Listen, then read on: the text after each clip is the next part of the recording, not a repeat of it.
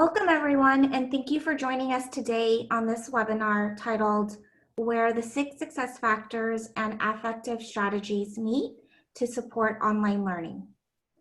My name is Alyssa Nguyen, and I am the Director of Research and Evaluation for the Research and Planning Group for California Community Colleges, and I am joined here by a panel of faculty who will be sharing with you all strategies and ideas for applying lessons learned from research such as the Student Support Redefined and Affective Learning Strategies to support online learning.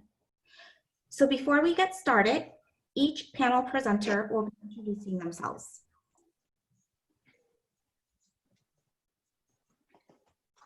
Hello, I'm Diego Navarro, and I'm honored to be here with you. I developed a program called the Academy for College Excellence, ACE, which helps students become successful in college. 80% of our students are students of color, and we've had a number of longitudinal studies of academic outcomes and salary outcomes by Davis Jenkins of CCRC. RP Group has studied our program.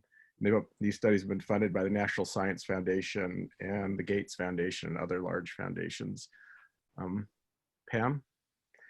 Hi, I'm Pam Gunther. I teach mathematics at Santa Barbara City College, and I was involved with Kathy in our Express to Success program. And I'm Kathy Malloy, and I have to say that Pam was a prime mover in our Express to Success program. I'm Emeritus Professor of English at Santa Barbara City College and currently the Guided Pathways Project Director for the RP Group. And all of us are honored to be here today. Next slide.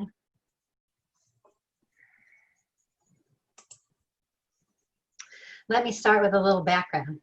Diego and I first worked together when I coordinated the BSI workshops for the Statewide Academic Senate. More recently, we teamed up to coach 4 colleges for the California Guided Pathways Project. And during that time, we talked a lot about the programs we directed and the important role that affective learning played in those programs. The result was a collaboration on a guide for the RP Group, a guide with an awfully long name, using Student Support Redefines Success Factors to ensure student learning. Guided Pathways, Pillar 4. The purpose of the guide was to share affective, non-cognitive strategies and practices that have contributed to the success of the students in the programs that we've led, and that students say, and that Student Support Redefined shows, have a significant positive effect on student success, especially the success of our African American, Latinx, and first-generation students. We completed the guide just as the pandemic hit, and while most of the practices and strategies in the guide work for any discipline or in any modality, we decided to revisit it to specifically call out ways that some of them could be adapted to online classes. The purpose of this webinar today is to highlight some of the strategies and practices outlined in the guide, focusing specifically on those that contribute to the success of students in online classes. And we've asked Pam Gunther, a contributor to the guide and an amazing teacher in any environment, to share how she's adapted affective learning strategies to her online classes. We'll also be sharing a link to the guide at the conclusion of the webinar. And please feel free to add any questions you have to the chat box, and we'll address them after the presentation. While lack of student engagement isn't a new issue, it is one of the main concerns expressed by both teachers and students during this time. How do we keep students engaged in online classes? Next slide.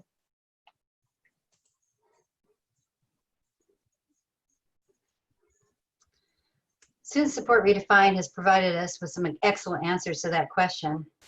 In 2011, the RP Group began a 3-year study that never ended. It continues to this day as researchers and practitioners have found more and more ways of applying the 6 success factors to our students' experience, especially with the emergence of Guided Pathways redesign. The study began with a lit review, but took on even more relevance as nearly 900 California community college students across the state were surveyed and interviewed about the factors that led to their success. Next slide. These are the 6 success factors that the students identified, shown here in order of importance according to the students in the study, starting with directed and continuing in a clockwise order. Directed, students have a goal and know how to achieve it. Focused, students stay on track, keeping their eyes on the prize. Nurtured, students feel somebody wants and helps them to succeed. Engaged, students actively participate in class and extracurricular activities. Connected, students feel like they are part of the community college. And valued, students' skills, talents, abilities, and experiences are recognized. They have opportunities to contribute on campus and feel their contributions are appreciated. Significantly, Latinx students rank their valued as their most important factor, and first-generation students rank nurtured first. African American students rank both valued and nurtured as the most important factors. Next slide. Each of us in our own programs at Santa Barbara City College and Cabrillo College have utilized these affective practices and have found them to be effective. In this webinar, we will discuss 7 ways affective activities help our students. Next slide. The first one is to provide information at the beginning and throughout the semester that is essential to your students' success. The second is to make expectations for your course explicit to help ensure students know what is required of them to succeed. The third is to learn about your students and help them learn about you and each other. Next slide. The fourth is to build a sense of community and belonging and demonstrate to your students that you care about their success. The fifth is to create an environment that encourages student learning. The sixth is encourage the development of adaptive mindset skills. And the seventh is to demonstrate the relevance of your course to students' lives and goals. And we'll go through individual strategies and practices in each of these areas in this webinar. Next slide. The first strategy is provide information at the beginning and throughout the semester that is essential to your students' success. This information could be in the syllabus. There's something that I include in my course called How to Start to Be Great. And again, I actually got this idea from a student who gave a speech and used this quote, "You don't have to be great to start, but you have to start to be great," by Zig Ziglar. I start the document by welcoming the students to the course, letting them know that I look forward to learning with them, also telling them that their success is important to me and supporting them in this learning experience is my primary job. I acknowledge that some of them may be new to the college and some may be returning, but that everybody could use a refresher about strategies for success. A brief discussion about beliefs about mathematical ability, and then we discuss the shared commitments, which I'll share in just a moment, and finish the document with a page for resources, including office hours, information about where the embedded tutors and drop-in tutors, health and wellness, food pantry, things like that. Next slide, please. So I start the document, or the commitment part of the document, by letting them know what I'm committing to and that this is a shared learning experience. So I commit to fostering an equitable, inclusive, respectful, participatory, and supportive community dedicated to the success of every student. And that's actually part of our mission statement. I commit to having high expectations for them, but helping them reach those goals, commit to provide a variety of teaching methods, etc. Next slide. And then, I think I'm still waiting for the next slide. Oh, there we go. And then what commitments they will need to make to the course. That they need to have a positive approach to their learning, commit to spending a minimum of 8 hours outside of class, and fully participate in their learning by attending and participating and taking good notes. Next slide.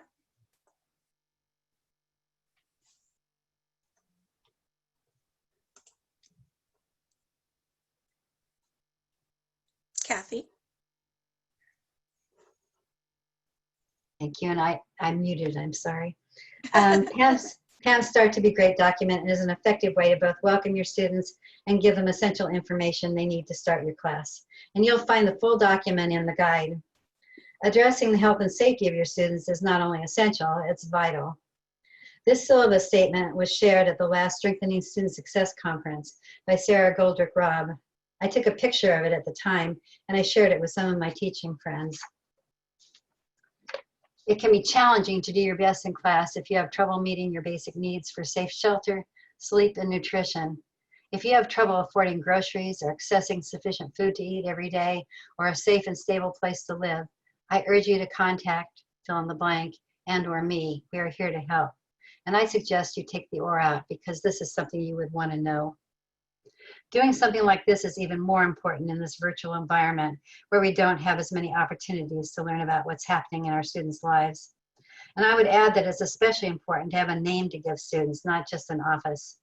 Provide names of people who staff the resources on your campus and who you know will both welcome students and provide the guidance they need. You may have to ask some of your colleagues for those names, but I guarantee that some of them will have this information. Next slide. I think we'd all agree that getting resources to students in a timely way is essential to their ability to stay in class and succeed. And another way to share resource information is to have students actually do the research firsthand, something that can have an even greater impact, especially when they have a chance to see what other students have learned when they review the postings. This usually leads to some recounting of students' experiences, which can be both enlightening to you and to your students. Next slide.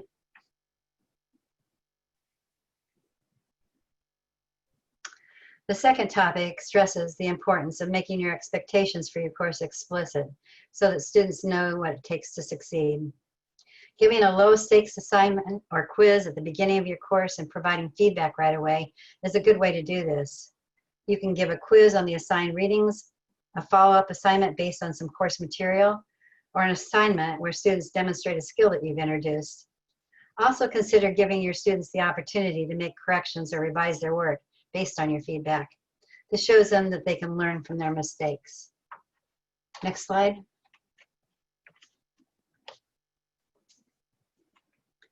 Another way to be explicit about what's needed to succeed is by giving students a week-long grid to complete. Before they begin the grid, provide them with the outside study hours required for them to be successful. Then have them fill in their usual commitments for school, for family, for work, study, any of their responsibilities and regular activities over a week's time. Tell them to factor in the hours they'll need for their other classes as well. Then have them write an assessment of their schedule and what changes they may have to make to successfully complete the semester. You might also post a sample grid and have students reply with their suggestions or advice. Next slide.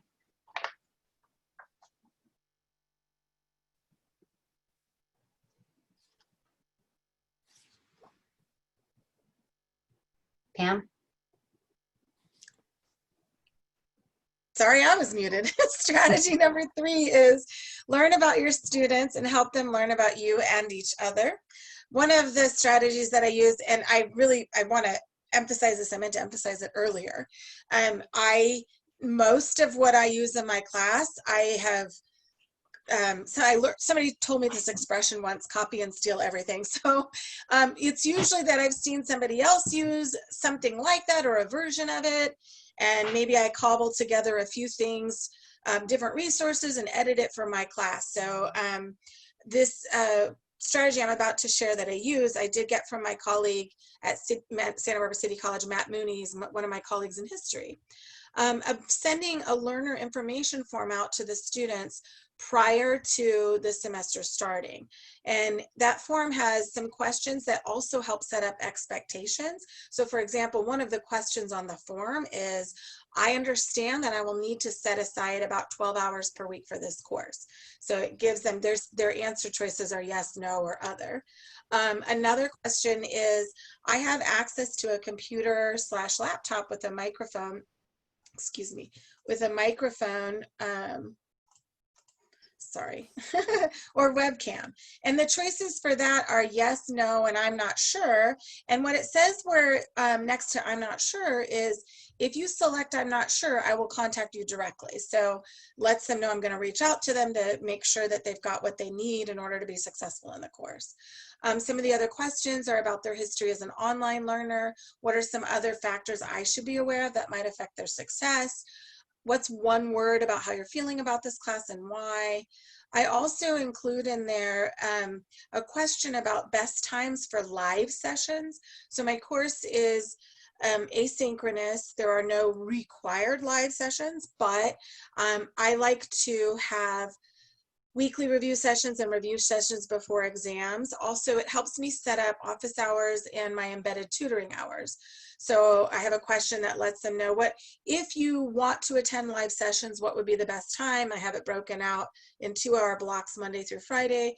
I also have a choice for Saturday and Sunday because while I'm trying really hard to have boundaries and not work every day, a lot of my embedded tutors are available to work on the weekends. And so an advantage to the online environment is having access to help 7 days a week.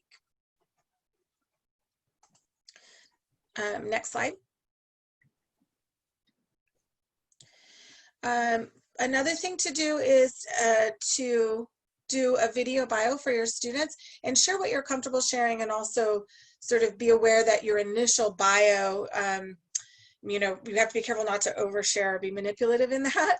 But one of the things that I share is that I worked 3 jobs when I went to school, and it took me longer than the average bear to get through college. I didn't graduate in 4 years. I share that my parents were deaf and I was the oldest of 4 kids. So I often had a lot of family responsibilities outside of going to school and working and things like that. So I do share those things.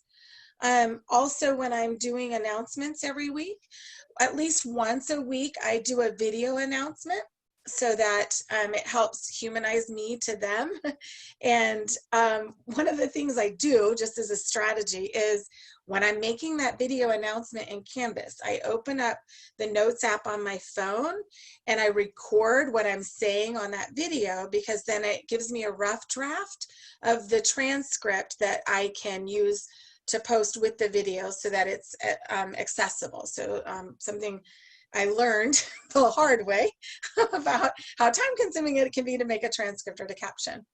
When I make my video lectures, I use an iPad and Screencast-O-Matic, but I use the feature that allows me to be in the bottom corner, just to remind them that there's this flawed human being on the other side of these lessons, and to also help them feel connected to me a little bit more. Diego? And I think the point you're making about being a flawed human being is really important, because most of us learn by making mistakes. And so sharing mistakes as we're making them with students help them understand that this is a process of learning. Also, share your own stories, interests, and passions. Share about yourself so you're reachable to your students and they can find something in common. For example, make a short audio or video clips. You can title it "About Me," and share events in your life that have made you the person you are today. Discuss at least one obstacle that you've overcome. By sharing these obstacles, students can see that the rough times that they're going to go through are part of what life is for all of us going to college. Share how you chose your major in college and your chosen profession, to give them a sense of direction and how things unfolded for some of us. And some of us are self-directed. We knew from the age of 13 what we were going to be. Give them an idea of the different paths that you can have towards your profession by sharing your own. And your intro, you may want to talk about what you like or don't like about your first, middle, or last name. That shares some cultural feelings when you share that. You may also include that with your students' intros so that they're able to learn something about each other that's a little bit under the surface. We are in COVID times, which means that there are multiple traumas that are stacked on one another. I know that when I have to go into a building or a store, I feel very uncomfortable at this point. And our students have many of these experiences too, especially with deaths in their family, with illnesses. Many are essential workers working in supermarkets and other places like that where they're exposed. And so in this time, you want to share experiences that are similar to your students. So you may talk a little bit about what it is that you've experienced with COVID. Show some vulnerability, because that allows the glue to develop between you and the students. But remember, this is not therapy. Share things that you have worked through. Next slide.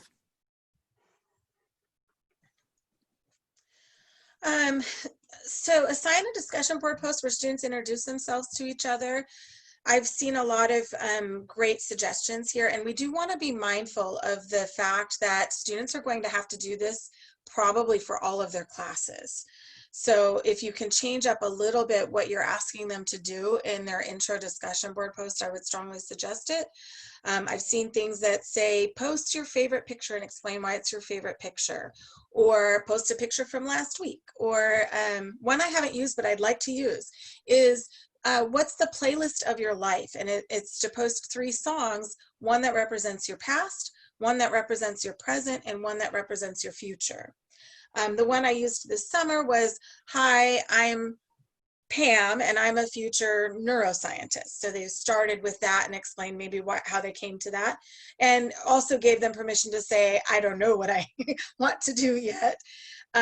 So with the discussion board posts, have them introduce themselves to each other, make that have a specific deadline, and then require 2 replies to their classmates and have a separate deadline. So all of the initial posts are posted first, and then the replies come after. Now, I've done this as a whole class assignment where all the students could see all the students. I also, this second session this summer, I did it where I assigned them in groups, in small groups, and I see pros and cons to both. With the whole class, sometimes someone might be sort of left out, especially in Canvas, the way the discussion board goes. You know, if you post it a little later, then students might not scroll down to your post. And so you might be left out, while others near the top might have lots of replies, or somebody who had a really interesting post might have lots of replies. I just saw something yesterday about, instead of using the Canvas discussion board, to maybe use a Padlet, because then that way that threads in there isn't the same, and maybe they would see everybody a little more all at once. The small group, I like that because they get to know each other, but it doesn't give them an opportunity to interact with maybe some others that they know they've got similar interests or similar situations.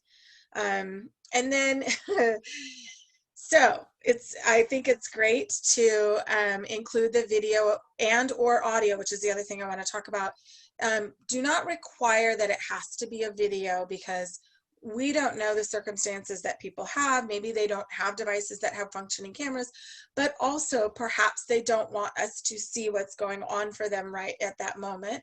I do like to say at least do audio, and then if somebody has technical difficulties, I sort of deal with that on a one-on-one sort of situation. I do think that video or audio just humanizes the students to each other a little bit more. But you have to stay on top of the grading, because it takes a lot longer to grade video and audio than it does a written one. So I strongly suggest, I made this mistake the first session, do not make every discussion board post a video or audio, because it will take a lot longer to grade. And so be mindful of that when you're doing it. You can also include discussion board in that initial discussion board post to ask them to share some things about their background, what they want out of this experience, what helped them decide to register for this class. And also what a lot of what's happening now is, what are some of your hobbies now, or what are some things that you are doing now that were in COVID times? Next slide. We're now going to transition to the 4th area, which is to build a sense of community and belonging and demonstrate to your students that you care about their success. In this section of the webinar, we're going to share 2 strategies. However, we've shared many strategies so far that can be used to build community and belonging, and we'll share a few more after this section as well. So keep an eye on that you can use a number of these strategies to build community and belonging. So the first is have students write about their experience and have opportunity to share their stories. Have students write or video or audio their experiences and post online. And then give students a choice. They can write about themselves or an experience of someone they know that is like their own experience. You can also have queries for them that tie the materials you're teaching in the subject of your course to their lives and help them see relevance of what you're doing through that. Next slide. In courses where students may often not see themselves represented, share stories and videos, profiles of professionals in your field that are representative of your students. This is really important in creating relevance for the students and also in seeing themselves actually in the profession or in the field that you're sharing through your courses. Next slide. Our fifth topic is to create an environment that encourages student learning. When you're providing feedback, either to an individual student or to the whole class, lead with something positive about the work or approach to the assignment. Then you can suggest ways to improve, and if possible, allow students to revise their work so that they can see themselves learning or gaining a skill, and a skill that can be applied to a subsequent assignment. And having students look back at the previous week by doing a weekly reflection helps students see what has worked and what hasn't. For example, you could ask, did you participate in all your classes? If not, why? Did you complete all required work? If not, why? What challenges did you face? And then the most important questions, how can you avoid last week's problems in the future? And why is your education important to you? You can post anonymous responses and have students respond or offer advice. This is helpful because other students are often experiencing similar challenges, especially now. And it's always good to know that you're not alone. I'd also recommend doing a cumulative assessment after maybe 4 weeks, where students identify any patterns or problem areas and write about possible solutions. Having them identify where they've been doing well also is really important, maybe submitting their work on time. It reinforces what they're doing right. Next slide. Build reflection into your class to consolidate learning. We use what we call a cycle of reflection in our classes. You have reflection at the beginning of an assignment so that you can help engage their minds in what you're going to do with them. So ask them some questions and queries that may open them up to thinking about what you're going to be introducing. They may come up with a hypothesis. And then at the end of the assignment, have them also reflect so they can consolidate what they learned from the beginning of it to the end. Also at the end of class, it's very helpful to do that to consolidate the learning from the whole day, or online, the series of assignments. Have them post online and have others respond to the reflections that they've had so that they can get credit for that and motivate them to do it. When some students articulates an experience, for other students, they are reminded that they had the experience but were not conscious of it until now. And they also will realize that they had a feeling or a sense with no words for it, and now they have words for it because another student articulated it. Their experience is revealed through the words of another student. Having reflection and sharing it so students can see each other's experiences is very important to the learning process. The next strategy is around mindfulness exercises. R1 universities, like at UCLA, UCLA Medical School, at Harvard Medical School, there's a lot of research going on right now on prefrontal lobes. How do you rewire the prefrontal lobe where the executive function stands? And the prefrontal lobe is the last part of the brain to develop, which is around the ages of 27, 28, 29 that it completes. So it's very important to do mindfulness exercises they're finding in this research. So you can record mindfulness exercises or assign them mindfulness exercises. There are many on the web now. There are different applications that are out there. There are apps that you can put on your phone and assign those to your students so that they can respond and then post for credit so that you're seeing that they're actually doing these mindfulness activities that are going to make them better students and their abilities to function in college. Next slide. Remembering to unmute. Confronting stereotypes is important. Students know them already and sometimes have struggled with them or even, unfortunately, bought into them. You might start by sharing and discussing some of the research by Claude Steele and Joshua Aronson, who show that even the most subtle suggestion of a stereotype can affect performance, even when you don't believe the stereotype or have no reason to accept it. Having students discuss ways to counter stereotypes in either small groups or by posting on the discussion board gives them a chance to hear their fellow students' experience and advice.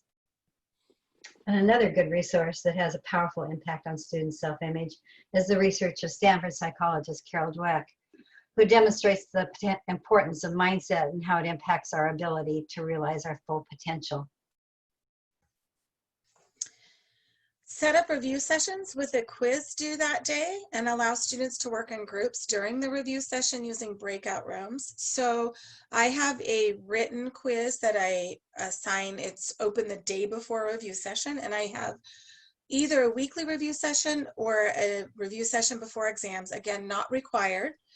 But if they do attend the review session where we're going to, answer some questions over the week or go do some review problems, I will dedicate a portion of that live review time to allowing them to work with classmates on the quiz that's due that day. And I'll put them into breakout rooms and travel through the breakout rooms.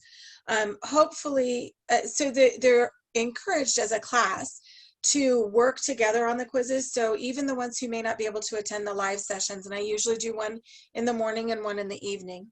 Even the ones who aren't able to attend live, I record the portion of the review session where we are doing review problems, and I post that.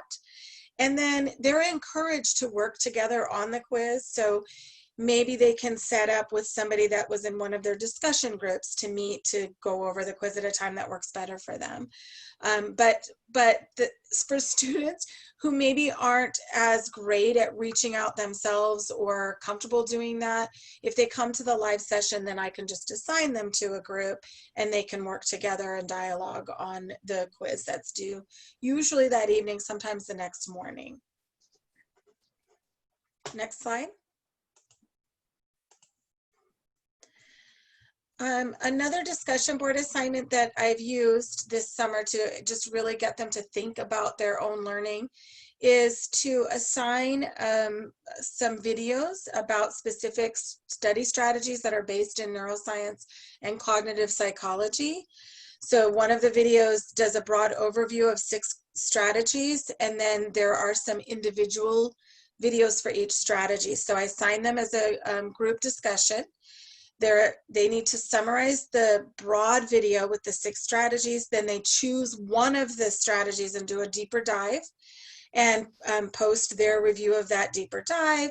And then the replies in their group are to reply and share a way that either you use that strategy your group mate did a deeper dive into, or how you're going to try to use that strategy or how you see its value. Another thing that's good to do to encourage the student learning and make sure they know that you're there, that the intrusiveness of making sure that on track and checking in on them, is to monitor their progress. And if somebody's falling behind, there are some easy ways that you can reach out to them in Canvas that you can sort of see what they're doing at a certain, if they're behind or if they haven't turned something in. Next slide, please. And you may all be aware of this, but this actually really helped me this summer when I was trying to be more intrusive with my students. There's a feature on an assignment where the 3 dots are. When you click on that, there's a choice there that says message students who, and there are several choices there. So it may be that you want to message a student who hasn't turned in an assignment. Sometimes I use this when there's a little bit more high stakes project or lab assignment due that evening and I see that they haven't turned it in yet. I will send a message and say, just, remember this is due tonight. Do you need any help, or is there anything I can do to help make sure you get this done on time? You can also message students who, after an assignment is over, didn't submit something. You can message students who scored below a certain amount on the assignment. So it's a nice way to stay on top of where they are, monitor their progress, and reach out to them quickly and see who might need some help. Next slide. You're now transitioning to the 6th area, that is to encourage the development of adaptive mindset skills. So share research on adaptive mindset skills with your students. Growth mindsets is one of a number of mindset skills that you would want your students to be exposed to. So have students share their self-assessments in small breakout groups based on the research on these mindset skills. They usually have some type of an assessment. And once they write about it, they can share with each other what they're learning about themselves. Also, they can share with you and submit to you some of the ideas that they're having about what they're learning. And you can choose a few examples and share them anonymously with the class. making comments about what's appropriate and why you selected them. What I'd like to do here is to share 4 of the 11 adaptive mindset skills that we reference in our guide. The first is to activate optimal states, the power of habit. Help your students recognize transient thoughts, emotions, and motivations. Incorporate habits that keep their desired goal active. The second is respond, don't react. Effective goal setting. Without goals, our students can become reactive to life events and demands. Make goals that are self-determined, compelling, and agile. The third is the powerful secret of self-control. Divorce willpower and marry the situation. Help them understand impulse and distraction. Temptation, when activated, grows until it attains what it wants. Apply strategies which keep distractions and temptations at bay, so you keep your focus and behavior under control. And lastly, growth over grades. Love the process, not the product. Help your students focus on the process of growth rather than extrinsic metrics of growth. A myopic focus on grades can blind us to values of long-term pursuits. Next slide. So consider ways to use tests or quizzes to show students that setbacks are an inevitable part of learning. So for example, one of the things we do is in a face-to-face course, we've had sort of an elaborate test corrections exercise. For those of you who teach math, you may be aware of Paul Notzing's 6 sort of typical mistakes that happen on a math exam. And I would have the students go through their exam and analyze for that, and then we would have a discussion about whether or not I agree with the way that they've analyzed it.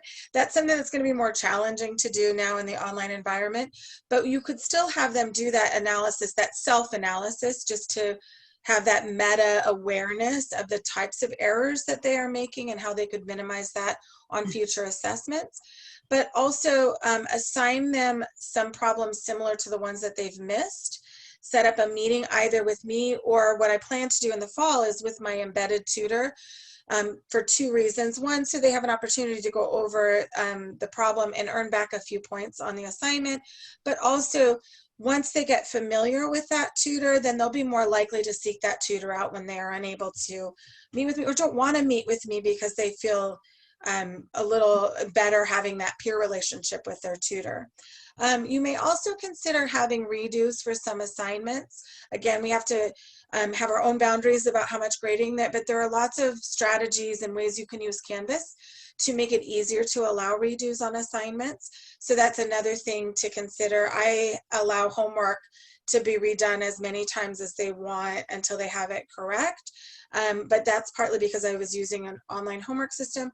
I've just learned of a way I can use rubrics to make it simpler to regrade written homework that they submit themselves. So there are things that, lots of ways to do that. And I think as part of that discussion with the redoing or correcting their test, just getting them to see that and back it up with the research that we actually learn more when we make a mistake when we're doing something. So there's value in making that mistake in terms of what we'll learn and what we'll retain.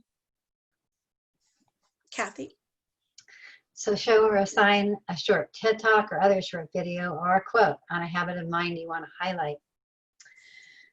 You can ask students to post their response. They can share their response in a small group, or if they're more comfortable doing this, submit a response directly to you. The response could be about themselves or about someone they know, if that makes them more comfortable. And again, you can post anonymous responses and have students reply with a comment or with their own experience.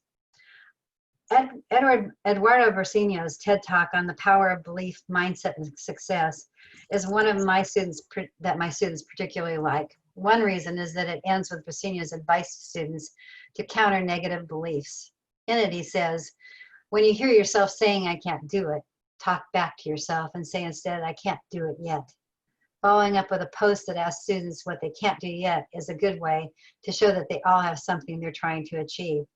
Usually it's something like learning how to throw a curveball or become a better musician, but it helps put their academic challenges in perspective. And you'll usually have some students say, I really don't know how to research. I can't figure this out. And at the same time, it helps them learn more about their fellow students. Next slide, please.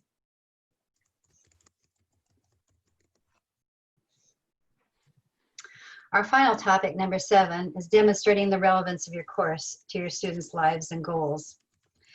And while I'm pretty sure that all teachers think their courses are important, I know that some teachers struggle to find ways to make them relevant to their students. But think about the ways that the skills you teach can empower your students in their everyday lives. For example, effective research skills allow them to find answers, determine what's true and what's not, and what could be more important right now. Critical reading, writing, and thinking skills allow them to analyze choices and situations in their lives and to express themselves clearly and effectively. And math and content courses tied to their majors teach them skills and knowledge they'll need in their future careers. And you can also make the connection by choosing materials for your class that reflect the diversity and experience of your students. Doing this shows them that you value what they bring to the class and can provide a way for them to share their stories. Next slide. This is the last slide of our presentation, and this particular strategy is one that I have found to be especially important. Giving your students a choice of topics has at least 2 positive effects. First, you're tapping into areas where students already have some experience. They have some interest, and they likely have some knowledge. And this gives them the opportunity to use this background as a starting point for further study and to share some of that knowledge with you and maybe even some of their fellow students. Second, you're providing them with an opportunity to learn more about what they've experienced or even learn more about their chosen areas of study or future career. This works for most assignments, whether projects, research, or assigned reading or writing. Consider whether there are issues in your discipline that connect to their experience or interest. For example, health issues. Who can't relate to that today? Environmental issues, economic issues, cultural issues, social justice issues, the list goes on. Assigning groups based on shared topics also helps build community and allows students to learn from their peers and share their knowledge as well. Depending on the assignment, they can share research sources, discuss their reading, help each other with problems that may arise as they're working on their assignment, and provide feedback to each other. This is the final strategy of our webinar, and that is to design your course so that there is experiential learning in each class. Choose activities that build energy, that are experiential, engaging, motivating. You can do lighter activities as well to recharge the students' batteries and to relieve tension and to refocus within the online assignment.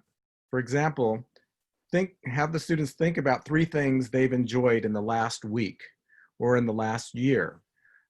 Have them think about things that energize them and then bring them back to the assignment when they're done with that. Over the years, we have designed hundreds of experiential affective activities that can be adapted to the online environment. I share 14 activities, including managing energy in the classroom, in an AACC, an American Association of Community College webinar series on Pathways. It's on their Pathways webpage. If you're interested in more information, please contact me. I have a link to these webinars as well as to hundreds of these experiential affective activities. Kathy, next slide.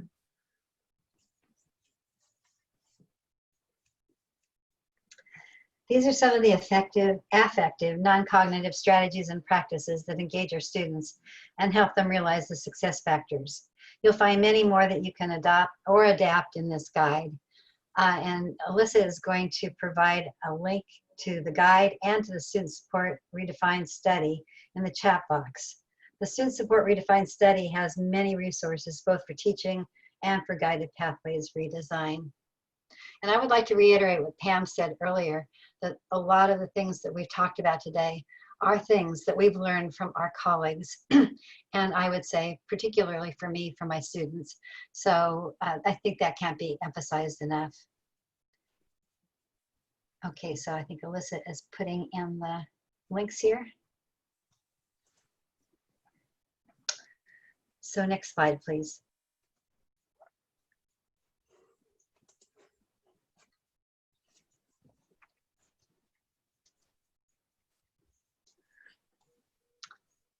So Alyssa, do you want to handle any of the questions that we have?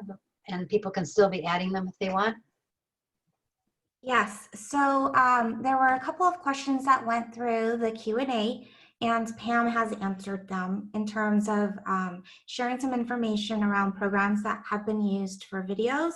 The one remaining question that hasn't been answered, and the answer to that question in terms of what programs Pam has used for video bios and intros is Screencastic.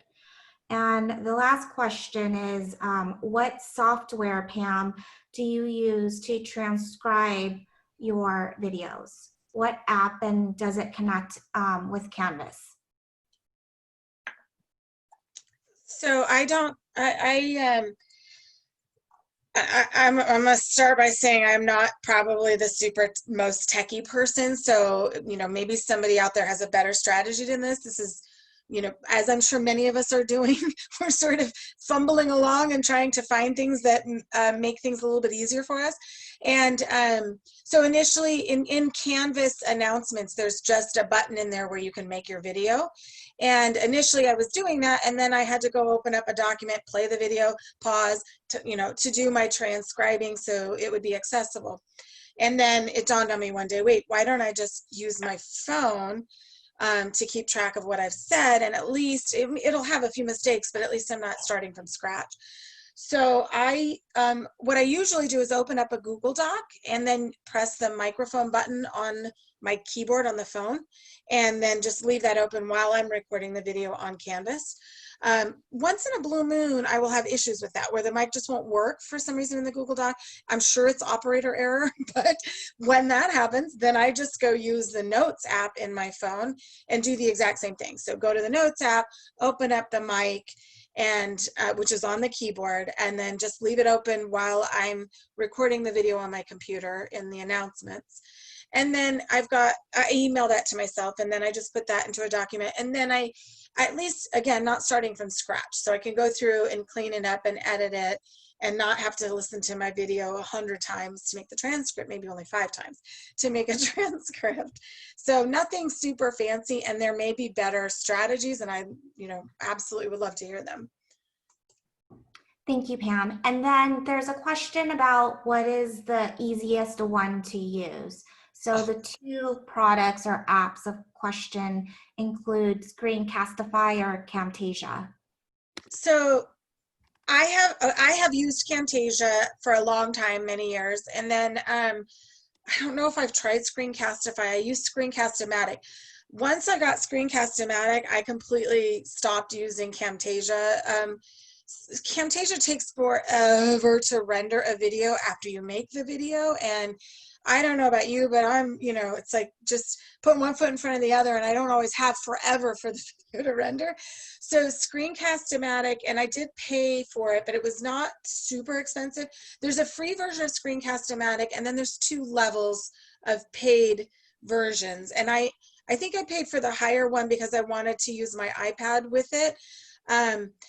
But it allows you to let it sort of render the video while you start to make the next video. So it can do that in the background while you're making the next video. And the editing is much sort of more user-friendly. You don't have to have a whole class on how to edit to use Screencast-O-Matic. So, and I don't work for them. I'm just saying that I found it to be super helpful to me. I also am not a Mac person. I'm sure that there are many of you out there like gasping right now, but I'm not. I like my iPad and my iPhone, but for my schoolwork, I like my PC.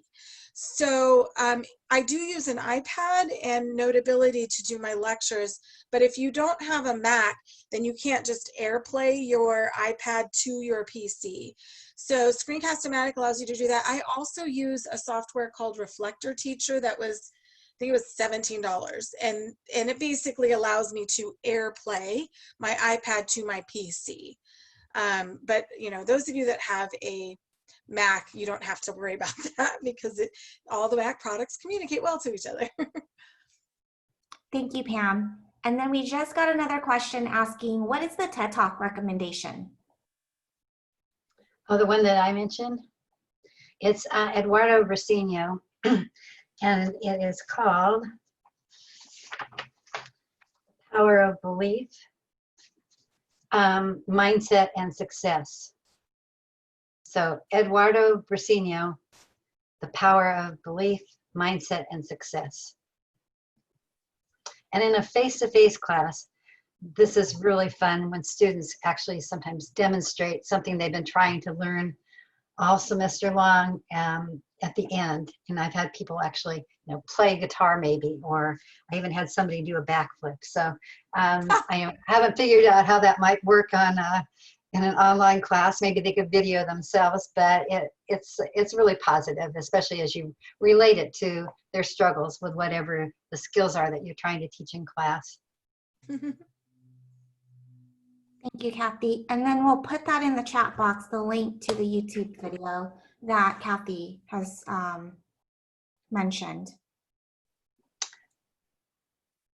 Okay, so we are at 12:51 and we still have some more time for any additional questions or comments that any of the attendees may have.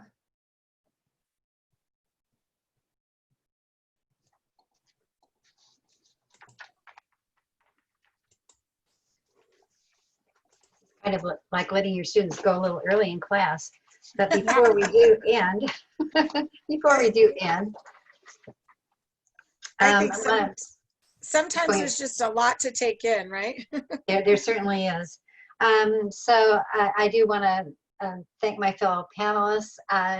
And here is our contact information. Please feel free to contact us if you have any other questions, or if you're interested in further resources, or if you've got any of your own practices or strategies you'd like to share. We'd love to hear them. And thank you so much for joining us today. And I hope you have a great start to your semester. And hang in there. Yeah, that's the best piece of advice, right?